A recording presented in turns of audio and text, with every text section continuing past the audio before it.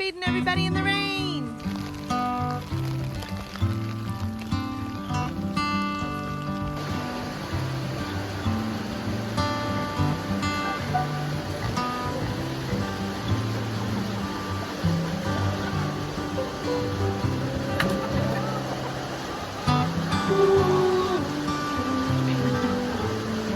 That umbrella is cracking me up. Look at the rivers out here.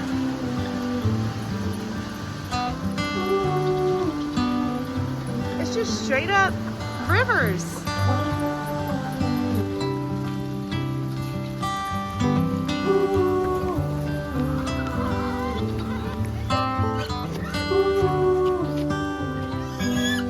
Well, just tell me, baby.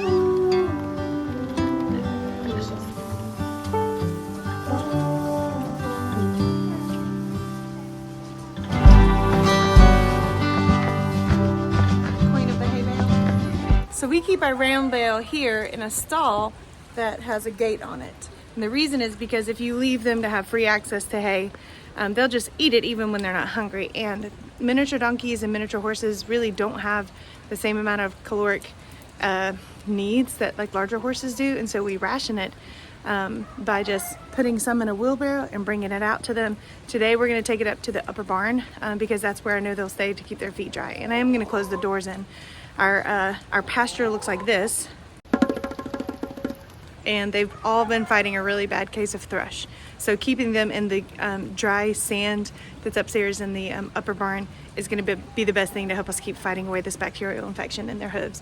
So we're going to carry the hay upstairs, and hopefully they'll all follow us. You got to make big wide turns around.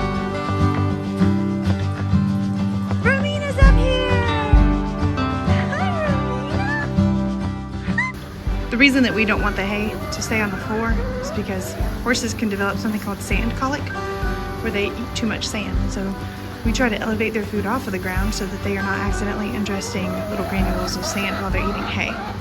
We do love the sand up here. It has worked so well. It's not very dusty. It's very easy to clean, and it keeps their hooves dry.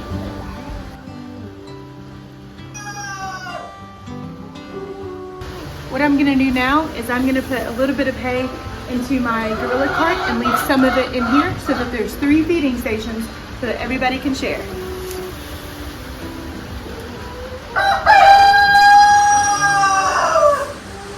You know, even on days like today where it's just been raining for hours and the farmyard is just completely destroyed by all the flooding, I'm just so thankful to have the lifestyle that requires me to get outside and stay active. With all the autoimmune stuff that I deal with, it's really easy for me to just feel down and stay in the bed a lot longer than I should. And you just simply can't do that when you know you have animals and kids waiting on you. And I'm always so glad that I got up and was moving around for an aggressive 45 minutes, because I feel so much better after I've got up and moved. When I was younger, I was a gym rat, loved working at the Y, and I had a free membership to the gym there. But those days are long gone, and so now my gymnasium is this thing right back here. Along with some autoimmune stuff, I recently began having some heart issues, and it led to me having a rapid heart rate, a lot of fluttering, and went to the cardiologist, and I have Vasovagal syncope, and we don't really know what's causing it. It's a vagus nerve issue, and so one of the things that I learned was to wake up early. My daughter wants you to see the creek and how high it is. One of the things that I realized was really helping my symptoms was to get up very early in the morning and get my heart rate above 130. My mother-in-law bought me an Apple Watch to help me track my heart rate, and it also has an EKG monitor on it because I was passing out and it was just a really dangerous situation. But I changed my morning routine, and instead of drinking coffee first, I drink a lot of water. I have breakfast, and then I have my coffee an hour after I wake up.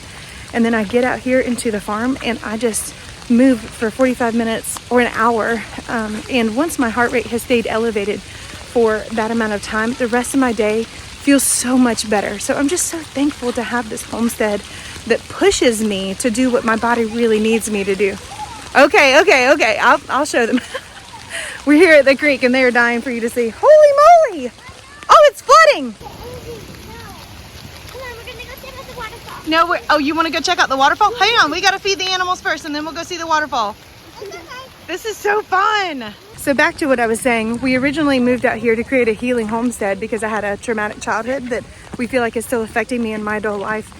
But what I'm learning is that the amount of activity that I go through on this farm, it's not only healing my inner heart, but it is literally really good for my physical heart. So even in the rain, I'm just rejoicing.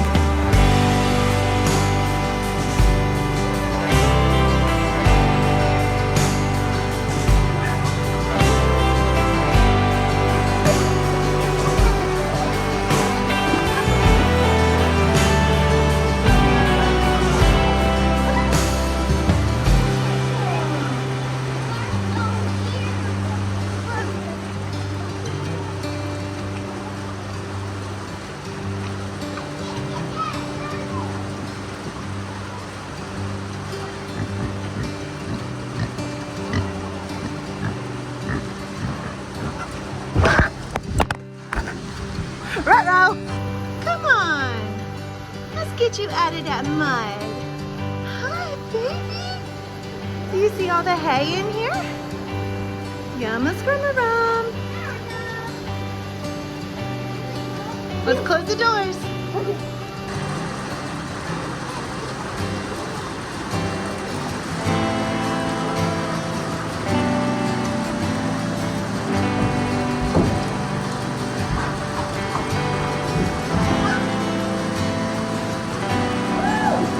Okay, the animals are fed and watered. Now where are we going? The waterfall!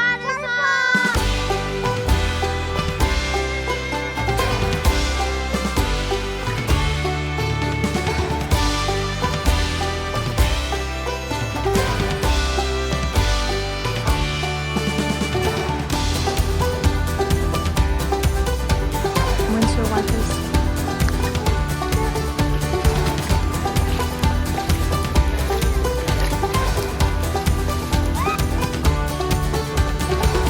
As we're walking to the waterfall, we are passing a new area of construction. I don't know if we've announced it on YouTube yet. I've announced it on Facebook, Cabin Creek Homestead Facebook. But do you guys want to guess what we're building right here? Okay, we are here at the waterfall, and it looks like it's going to be a humdinger. Don't get too close to the edge, please.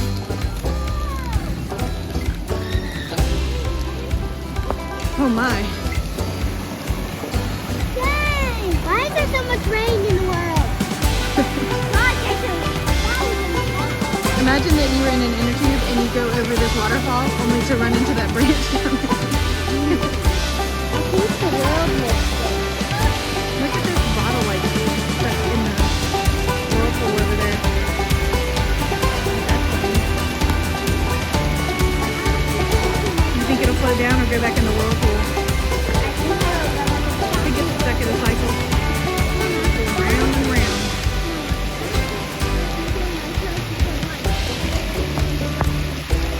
Okay, you can escape this time, little bottle. Oh, tiny bottle! Now we're gonna go home and take a shower and dry off. No, you're not jumping in.